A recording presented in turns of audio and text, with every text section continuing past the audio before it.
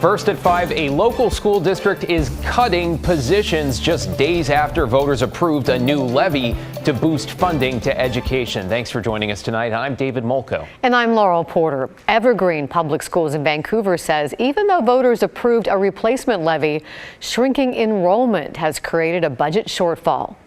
Tim Gordon's at the district offices tonight. And Tim, they say they're about $20 million short here. Yeah, that's right, David. And because of that, they say they need to cut nearly 200 positions from teachers to bus drivers. But people are really taking notice of cuts to one fairly new department. Evergreen is a public school system with about 23,000 students, and nearly half are students of color.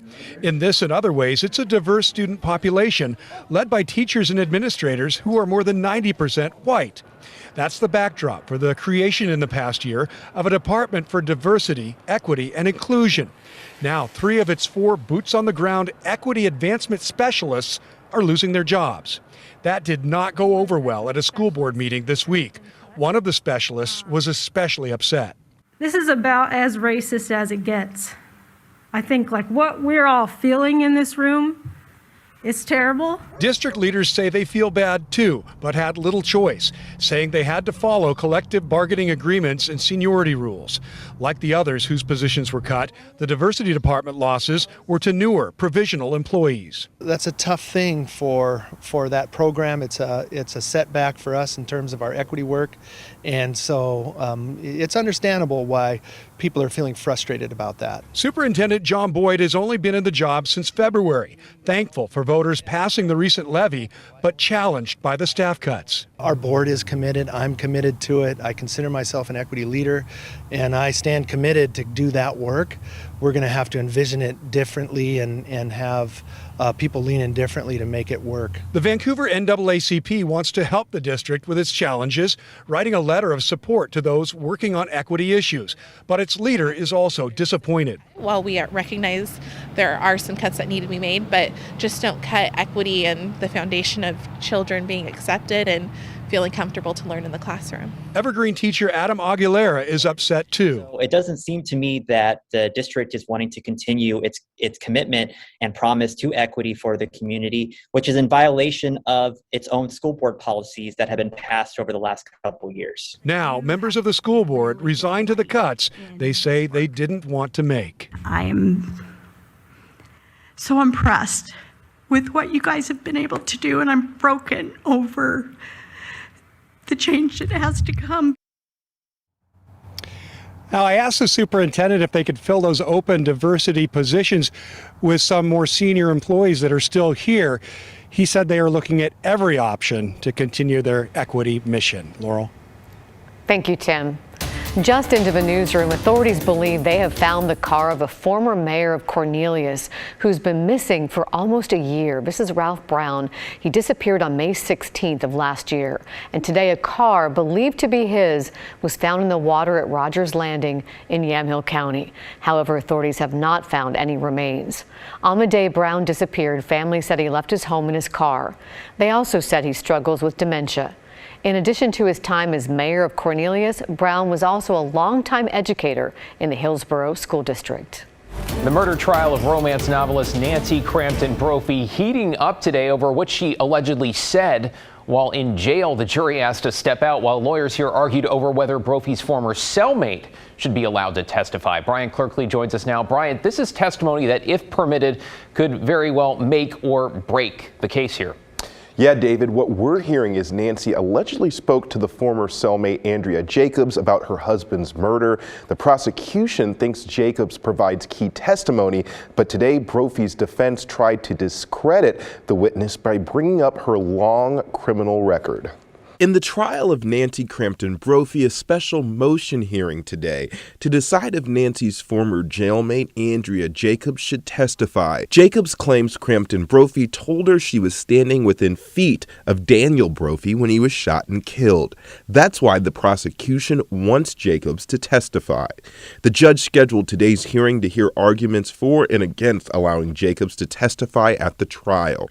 The defense used their time to discredit the witness and question question just how trustworthy she is. They brought in Donna Maddox, who prosecuted Jacobs for crimes like identity theft and filing a false tax return. The fact that she says something is true has no bearing on the truth, and that there has to be something else for Ms. Jacobs, because she has shown herself to be such a prolific and skilled liar.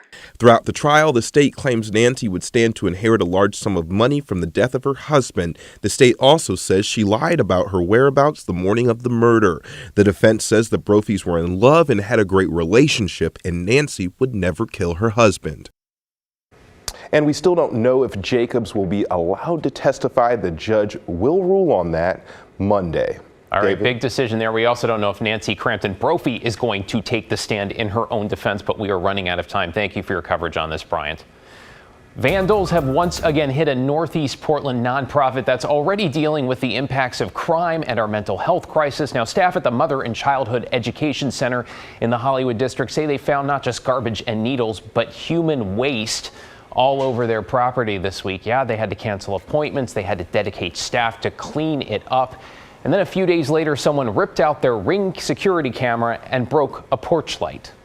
We've had moms come up when someone's coming up with a mental health crisis. When I have young staff coming to work, having to crawl over people that are on the thing, that there's alcohol everywhere, there's needles outside, it's not safe for my staff to come. Staffers say police do run extra patrols in the area and have even trained them to de-escalate less dangerous situations. You can feel their frustration there. Beyond that, they are afraid there's no solution. They are asking the community to keep a lookout, as well as to make donations to help them focus on their mission, which is to help as many families as possible. The Oregon primary is right around the corner on Tuesday, and one race not a lot of people are talking about is an important one, the race for Multnomah County Sheriff. Whoever is elected has a lot of work ahead of them, including putting an end to the gun violence plaguing the community. Mike Benner spoke with two of the top candidates for sheriff and joins us with more. Mike? Well, Laurel, good evening. Both Derek Peterson and Nicole Morrissey O'Donnell agree that gun violence is not just a Portland problem. They say it's a Multnomah County problem as well, and one they will spend a great deal of time tackling if elected. We caught up with Derek Peterson this morning in Hillsdale. He was campaigning ahead of Tuesday's primary. Peterson calls the gun violence we're seeing an epidemic, adding that it rises to an emergency of sorts. Peterson, who's currently a captain with the sheriff's office, says solving gun violence will take a proactive approach involving the entire community. And this work must start immediately before more lives are lost. It's mind-boggling, and it's sad because we had a place, kind of a utopian type of situation in Portland, where this just wasn't something that we experienced, right? Gun violence has no borders, and we clearly understand that. And so that is why we're so connected to our other public safety partners, so we can collaboratively investigate and hold people accountable who are creating violence in our communities and harming our communities. All right, that is Nicole Morrissey O'Donnell, who is running against Peterson. She is currently undersheriff in Multnomah County. She tells us she's already addressing gun violence. She's added an investigator to solely focus on it. She says she's even beefed up the gun dispossession team.